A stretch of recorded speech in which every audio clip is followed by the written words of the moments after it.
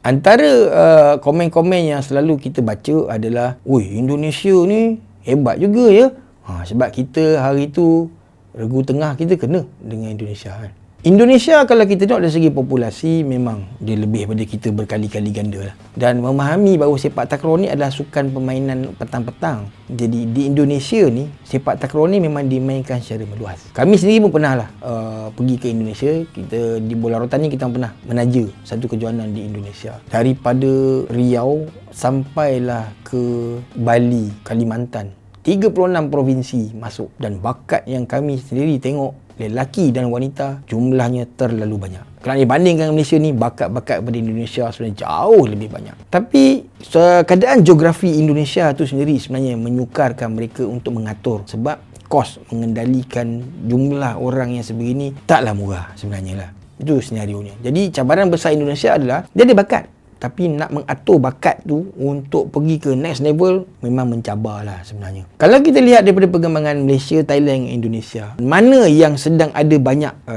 new emerging players, saya boleh rumuskan bahawa Indonesia sebenarnya tengah ada banyak bakat-bakat baru untuk diketengahkan. Thailand sebenarnya sepak takraw bukanlah sukan yang paling popular. Sepak takraw jatuh pada nombor 4, nombor 5 lebih kurang, sebab orang Thailand lebih berminat dengan bola sepak, badminton, tenis. Sepak takraw bukanlah sukan utama mereka. Muay contohnya, mereka lebih minat dengan combat punya sukan. Sepak takraw hanya jatuh di ranking 4-5 macam tu je lah.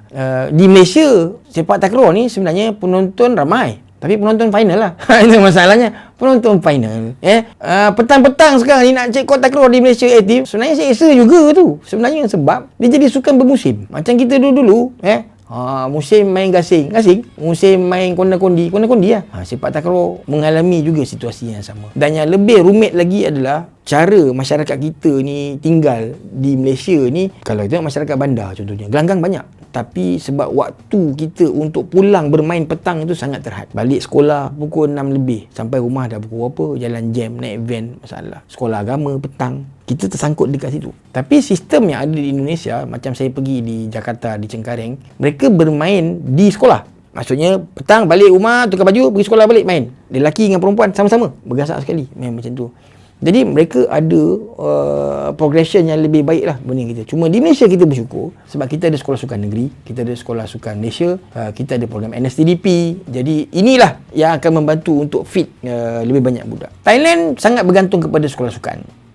Kalau kita pergi ke Thailand contohnya, cabaran besar nak bermain petang pun lebih kurang masalah macam kita. Sebab tu kebanyakan gelanggang di Thailand, mereka main petang bawa sampai ke malam. Katalah main pukul 6 petang, pukul 9 baru habis. Kita pula pukul 6 main, maghrib dah kena balik. Itu juga adalah cabaran besar lah untuk kita, sebab tak banyak pula fasiliti di bandar khususnya yang kita boleh guna pakai secara percuma. Contoh macam Dewan Perbandaran, memang selesa dah nak dapat. So 5 tahun akan datang, apa yang saya jangkakan akan berlaku adalah kalau tiada langkah proaktif diambil oleh kedua-dua negara, Malaysia dan Thailand, kita akan mula melihat bakat-bakat daripada Indonesia akan mula mengatasi Malaysia dan Thailand dalam masa 5 tahun. Kenapa? Sebab kita tengok saja Piala Dunia yang baru ni, kebanyakan pemain Indonesia adalah pemain yang berada usia bawah 21 tahun. Muda-muda. Apit kanan mereka, tekong mereka, saya rasa cuma Saiful Rijal je yang berusia. Selebihnya semua yang belasan dan awal 20-an. Dan mereka mampu bermain dengan sangat baik. Mereka cuma ada satu kekurangan saja, tekong dengan saiz yang bagus tak ada. Tapi kawalan gelanggang, lompatan yang tinggi, libasan yang bagus, saya percaya Indonesia kalau diaturkan betul-betul, mereka mampu menjadi satu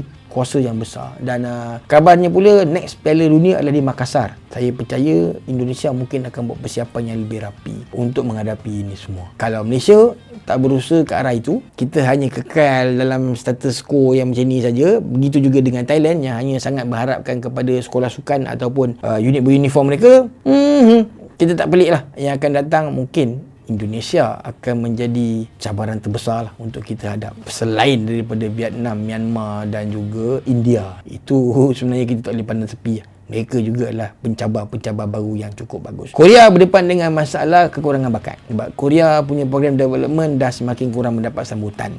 Korea sebelum ini rancak, memang rancak, tetapi best pemain mereka dah mula kehabisan. Pemain-pemain Korea pun kalau kita tengok macam wanita mostly dah umur 30-an. Pemain-pemain lelaki mereka pun kebanyakannya dah unit beruniform yang tak lama dah nak pencen dah. Yang muda-muda ni dah ujung-ujung nipi-nipi saja.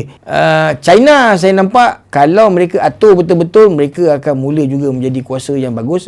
Baru-baru ni pun kita nampak mereka berani letak pemain-pemain muda mereka dilapis dengan pemain-pemain senior, tapi mungkin kekurangan pendedahan perlawanan menyebabkan mereka masih macam mencari rentak. Chinese Taipei juga improve dengan begitu hebat sebab mereka memang berbelanja untuk meningkatkan kebolehan berlatih di Thailand, di Ratchaburi, juga bawa Ratchaburi punya jurulatih pergi ke tempat mereka. Usaha tu kita nampak ada, walaupun pool player dia tak besar tapi concentrated. Bila dia fokus, result nampak macam tu.